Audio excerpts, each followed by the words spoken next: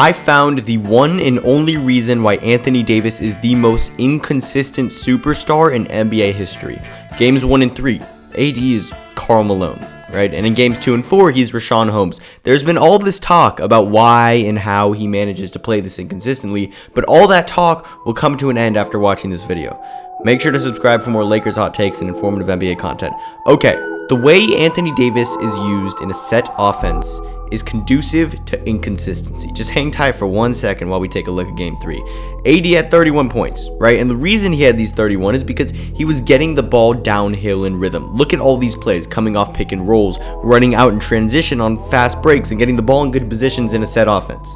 A good night from Anthony Davis is dependent on the momentum of the Los Angeles Lakers. When we get the ball in transition and AD gets the ball in places less than 15 feet away from the basket before a defense is fully set, he strives.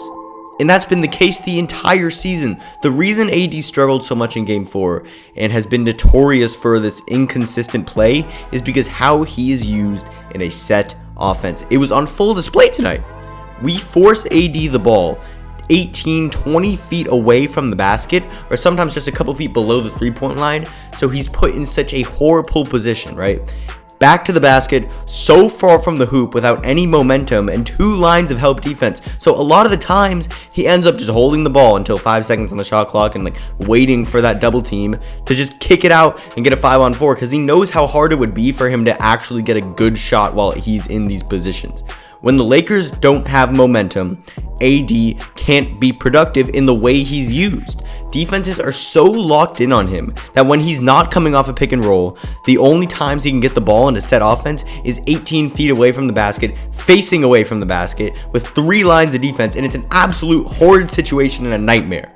The construction of this roster plays a huge role in this as well. When Davis isn't coming off a screen or in transition and he's getting the ball so far from the basket in these terrible situations and not producing, it's not like we're saying, okay, you need to go get a bucket right now after you just went 0 of 3 on step back contested jumpers with your foot on the 3-point line, because we have so many people who can put the ball in the basket. It's not urgent that we get AD going at the time because of the momentum of the game. Reeves, Braun, Schroeder, D'Lo, Rui. People like to say that AD settles a lot, right? Especially the inside the NBA guys. Chuck's always on him about that.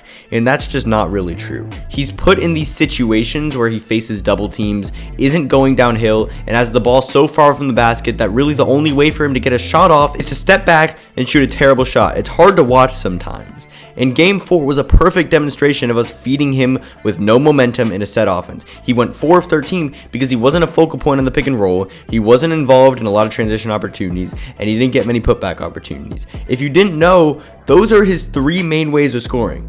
Basically, when we don't have momentum and are giving AD the ball and telling him to go score, he's not going to score or shoot efficient shots. He needs to get the ball in transition and operate off of pick and rolls. And the times that we do feed AD and he scores, it's because he gets the ball in better positions. In Game 4, he got the ball way out of the post and tried to play like he was still in the post. In Game 3, we were playing fast, coming the other way, and that gave AD the ability to get the ball in good positions. 12 feet from the basket, 15 feet from the basket, but without the defense fully established yet, with no help line. Because we know that when AD is in good position, he can go one-on-one with almost anyone in the league. So that's why it's so much about momentum. So in conclusion, Anthony Davis needs to be playing downhill, and he needs to get the ball in good positions when the Lakers are playing with momentum, because in a set offense, when he gets the ball 18 feet from the basket, he's never going to strive, and we've been trying to get him to strive in that situation so often, and we just don't understand that it's just not gonna work.